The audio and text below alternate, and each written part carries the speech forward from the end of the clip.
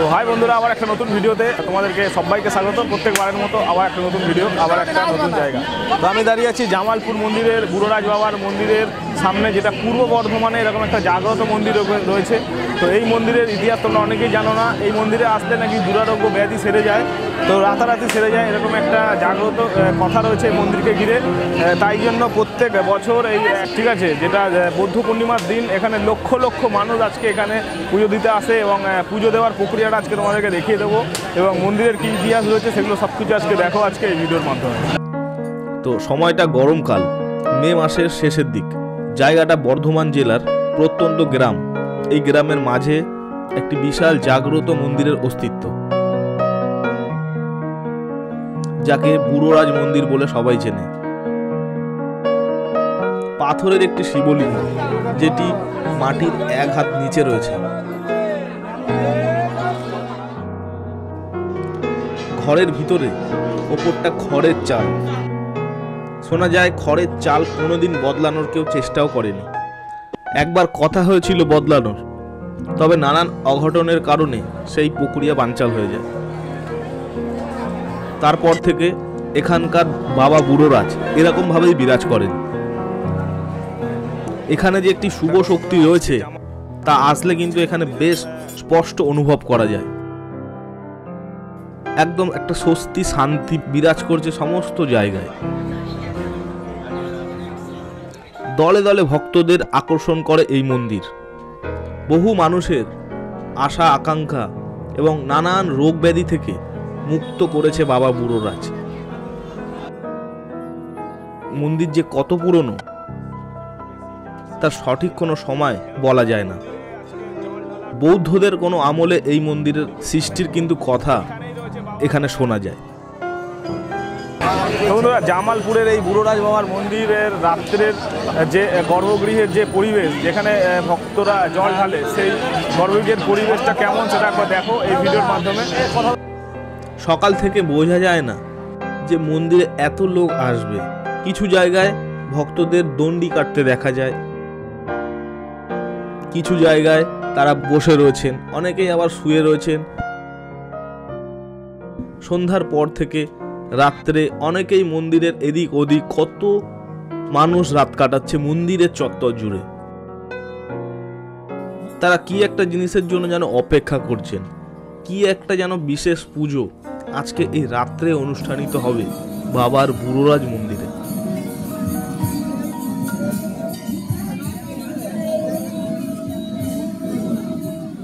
বন্ধুরা, জামালপুরের বুড়োরাজ মন্দিরের গর্ভগৃহ তুমি দেখো। আমি আপনাদেরকে আজকে এই ভিডিওর মাধ্যমে দেখাচ্ছি আজকে কত মানুষ, লক্ষ লক্ষ মানুষ এই মন্দিরে জল ঢালছে, এবং গর্ভগৃহের চিত্রটা খুবই ব্যস্ততার।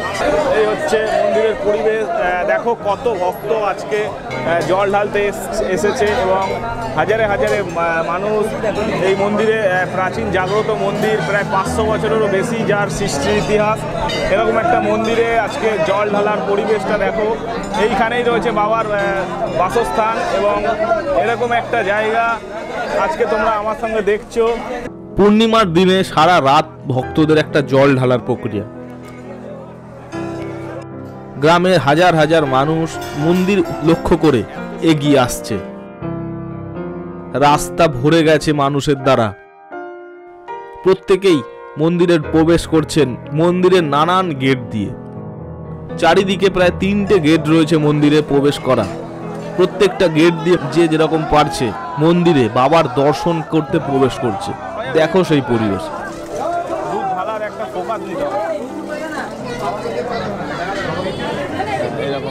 এই চিত্র বছরে একদিনই দেখা যায়। লক্ষ লক্ষ ভক্তরা আজকে এই বাবার মাথায় দুধ ঢালছে, জল ঢালছে। দেখো সেই পরিবেশ, যেখানে বছরের একটা সেরা উৎসব, যেটা চতুর্দশী পূর্ণিমার দিন এরকম সারা রাত জল ঢালার একটা অনুষ্ঠান, এবং যেটা জামালপুরের বুড়োরাজ বাবার মন্দিরের গর্ভগৃহের চিত্র তোমাদেরকে আজকে বাবার মাথায় জল ঢেলে ভক্তরা যে যা মানত করবে তাই কিন্তু বাবা পূরণ করেন। তেমন একটা কথা এই জাগ্রত মন্দিরকে ঘিরে রয়েছে। সেই সময় সালটা ছিল বহু বছর আগে। বাবা বুড়োরাজ মন্দিরের এক বিরল চিত্র। গর্ভগৃহের চিত্রটা দেখো, অসাধারণ একটা চিত্র ফুটে উঠছে। এরকম গেট রয়েছে, এই গেট থেকে ভক্তরা আসছে এবং এরকম একটা গেট থেকে যাচ্ছে।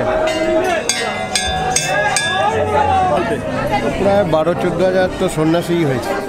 প্রতি বছরই এইভাবে সারাদিনই সারা রাত থাকি। তো কালকে থেকে কি ভিড় কিছুটা কমে যাবে?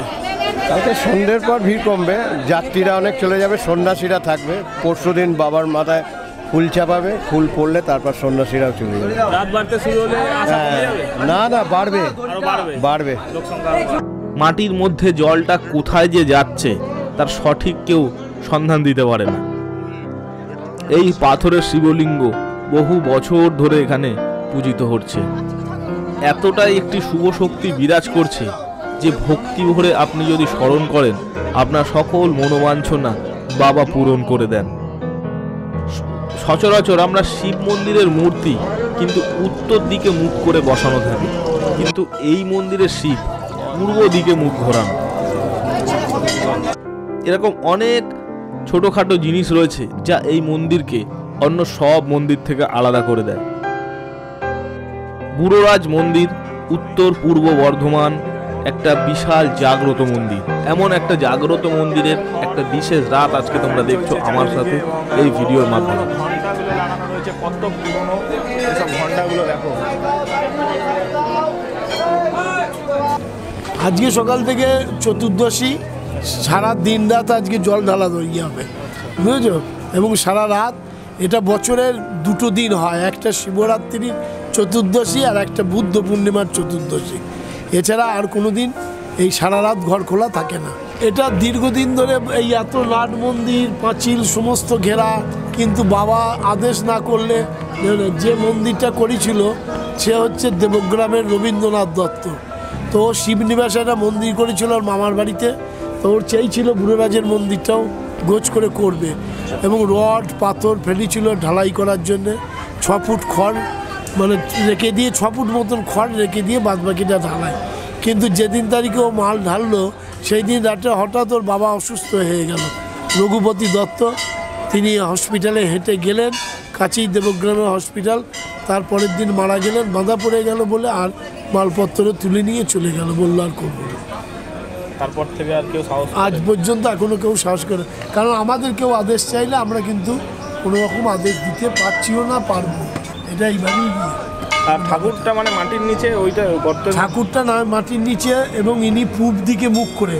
সমস্ত ঠাকুর আছে শিবের মন্দির বেশিরভাগই দেখা যায় উত্তর দিকে, ইনি একমাত্র আলাদা।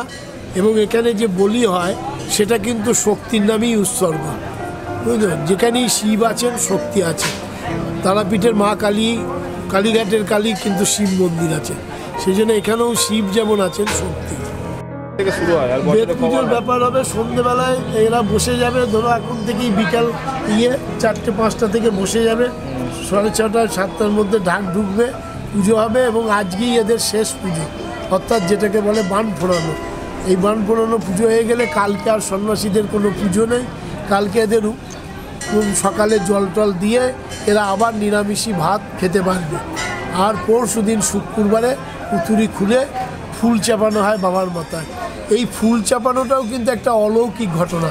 অর্থাৎ ধরো ফুল চাপাতে চাপাতে পড়ছে না দেখা যায়, এবং কাউরির ভর হয়ে বলে দেয় যে কিছু সন্ন্যাসী বাকি আছে, উতুরি খোলেনি, বা কিছু সন্ন্যাসী এখনও এসে পৌঁছেইনি, বা কাউরির কোনো এবং মেয়েদের যেটা আমরা বলি, যেটা পিরিয়ডের ব্যাপার, মেয়েদের যদি কোনো রকম বাধা পড়ে যায় তাকে সেইটা উতুরিটা গঙ্গার জলে খুলে দিয়ে তাকে বাড়ি চলে যেতে হবে। তার আর কোনো আজকে কোনো ঘর দেখা যায় না।